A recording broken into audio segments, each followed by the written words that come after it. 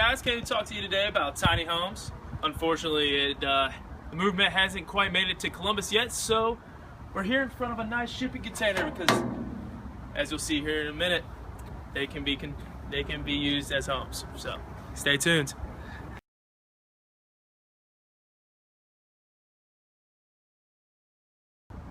Here today to inform us is real estate professional Samuel Miller.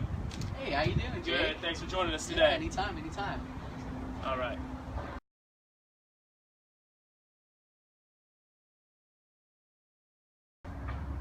So does the tiny home movement, does the market or the movement itself intrigue you as a real estate agent yourself?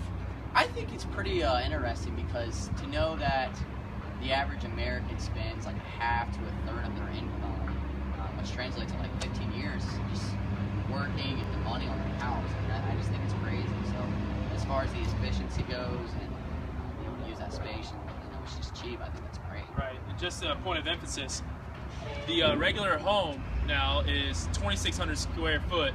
A tiny home technically is between 100 and 500 square foot, and normally only costs $20,000 to $40,000. So most tiny home owners are completely debt free.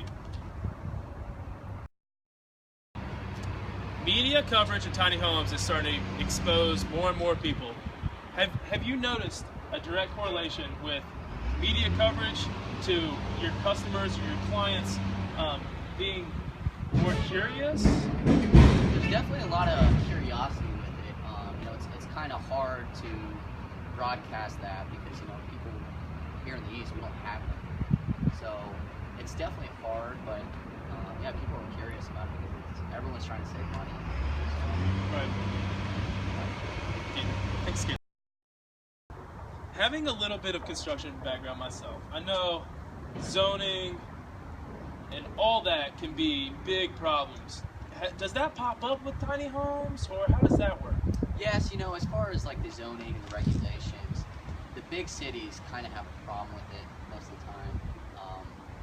It's almost, I don't want to call it a mobile home, but it's not deeded as real property, like real estate property, because it's not actually in the ground.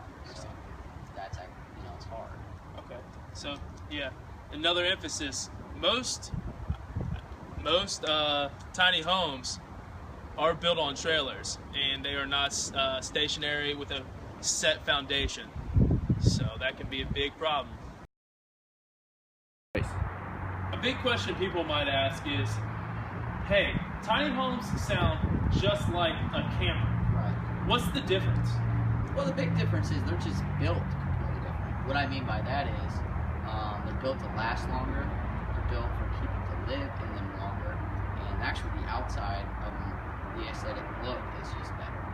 So they actually look clean and industrial. Actually not, it's not just a plastic inside. Right, and I guess a good way to describe it would be tiny homes are literally homes miniature size. Campers are for your weekend getaways with your kids. Tiny homes, I mean, you can move them anywhere. Right. Does that help to the fact that there's a great amount of people that live in tiny homes that are also off the grid? Yeah, I think it does because it actually helps you as far as your utilities, the solar panels, rainwater collection, all that stuff.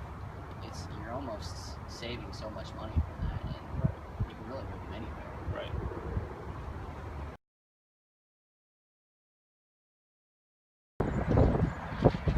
So Samuel, have you seen tiny homes or tiny home communities popped up on the market around here, or? No, I actually haven't. I have a lot of clients that have been curious about the idea. We've noticed in Ohio there's actually a community outside of Waterville that's actually doing it. The big thing is just staying on the grid and using all the energy that they can in the smallest space possible.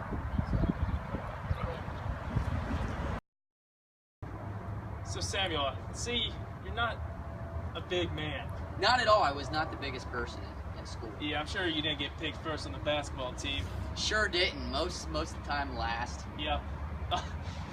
Do you think the tiny home movement would suit your lifestyle? I think it would.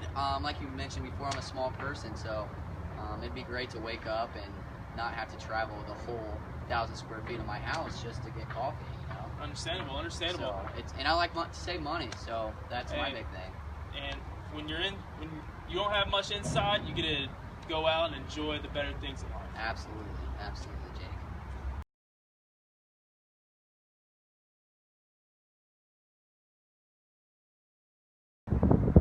Here we got a shipping container.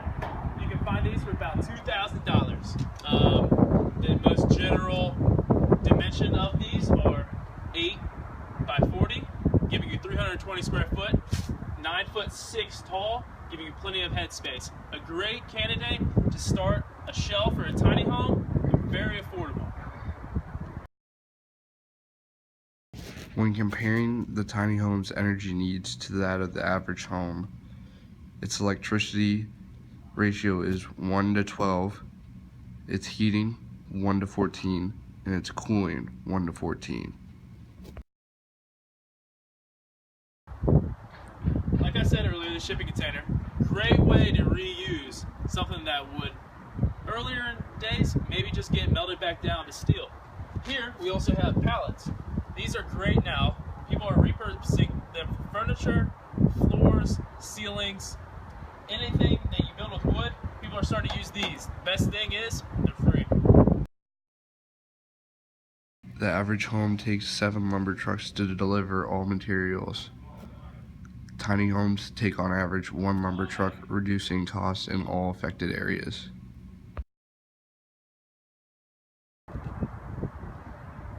So you might think, tiny homes, most of them are mobile.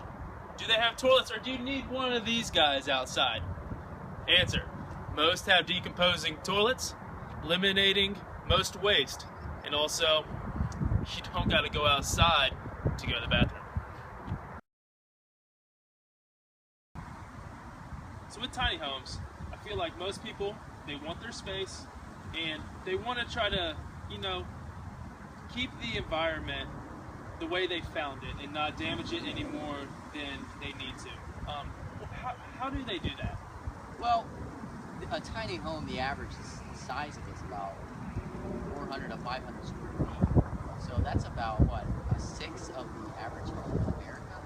So you're using less energy, heat, even when you have options like renewable energy, such as windmills or solar panels, anything like that, that's Also, with tiny homes, you also have to think about tiny ways to improve other situations. Like, look at here. Just stumbled upon this crate. It shows the layout. One of these shipping crates used for a mobile office. Cheap, effective, and easy to move.